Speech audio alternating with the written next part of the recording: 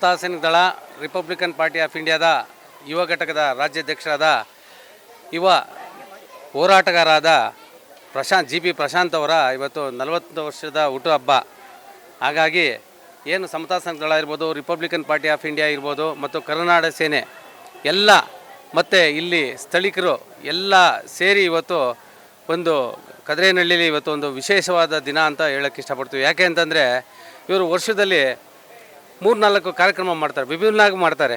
ಇಲ್ಲಿ ಸ್ಥಳೀಯ ಏನು ಪಾಲಿಕೆ ಸದಸ್ಯರುಗಳು ಆ ಥರ ಕಾರ್ಯಕ್ರಮ ಮಾಡಲ್ಲ. ಯಾಕೆಂದರೆ ಬಡವರ ಮೇಲೆ ಇವರು ತುಂಬ ಕಾಳಜಿ ಇರೋದ್ರಿಂದ ಏನು ಪುನೀತ್ ಅವರ ಹುಟ್ಟುಹಬ್ಬ ಇರ್ಬೋದು, ಅವರ ಪುಣ್ಯ ಸ್ಮರಣೆ ಇರ್ಬೋದು, ಪ್ರತಿ ಇದರಲ್ಲೂ ಓದ್ಸಲಿ ಅವರ ಪುಣ್ಯ ಸ್ಮರಣೆಯಲ್ಲಿ 10,000 ಜನಕ್ಕೆ ಬಿರಿಯಾನಿ ಹಾಕಿದ್ರು.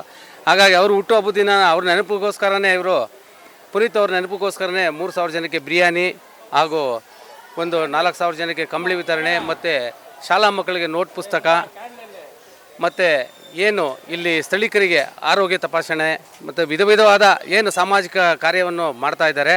ಹಾಗಾಗಿ ನಮ್ಮ ಎಲ್ಲ ಸಮತಾ ಸೈನಿಕ ದಳ ಹಾಗೂ ರಿಪಬ್ಲಿಕನ್ ಪಾರ್ಟಿ ಆಫ್ ಇಂಡಿಯಾದ ಮತ್ತು ಕರ್ನಾಟಕ ಸೇನೆದ ಅವರಿಗೆ ಎಲ್ಲ ಅಧ್ಯಕ್ಷರು ಕಾರ್ಯಕರ್ತರು ಶುಭಾಶಯವನ್ನು ತಿಳಿಸುತ್ತಾ, ಅದೇ ರೀತಿ ಅವರ ತಮ್ಮವಾದ ನರೇಂದ್ರ ಅವರು ಇವತ್ತು ಹುಟ್ಟಿದಿನ.